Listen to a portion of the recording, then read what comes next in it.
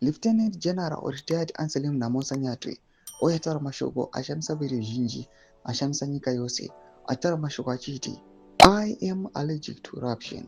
Mashoko abuda taura panguva ino at a point iri very critical.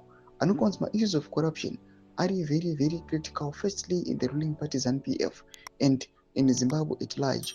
Panguva ino kuri kunzi issues of corruption ndo akaita kuti kuve nearise kuma-activists vakaita sana Bombshell Geza.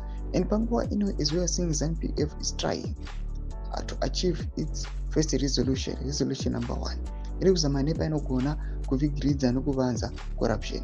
Saka pina mashoko mudanyiko panguva ino ndobva subscribe like button on the bell icon. Timina paendo yaSanyatwe anobuda kuposta mapictures asari kuposta nyora achiti I am allergic to corruption. I told the new National Gallery of Zimbabwe board as I commissioned them today. I was equally happy as the incoming chairperson, Justice Retired Comrade Cheda, echoed the call, urging board members to adopt honesty as their second name and to uphold integrity, accountability, and ethical governance. Ndo mashoko anotogwa na Anselm Sanyatwe achitaura mashoko achiti I am allergic to corruption.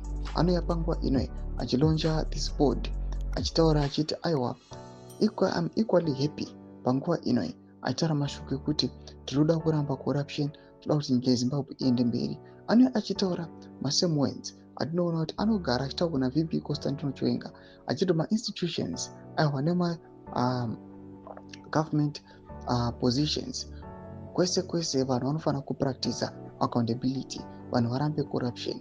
Panguva ino kuri kuonekwa kunzi ZANU-PF is trying to adopt the Vision 2030 kunyange kuri kuonekwa kunzi iri kufesa resistance. Vari kuzama nepavanogona napo kuti aiwa ma-issues of corruption amiswe, munhu wese abenefite. Pana comment section medu dzafunguro aim kuti kudai pamusoro pechitiko ichi.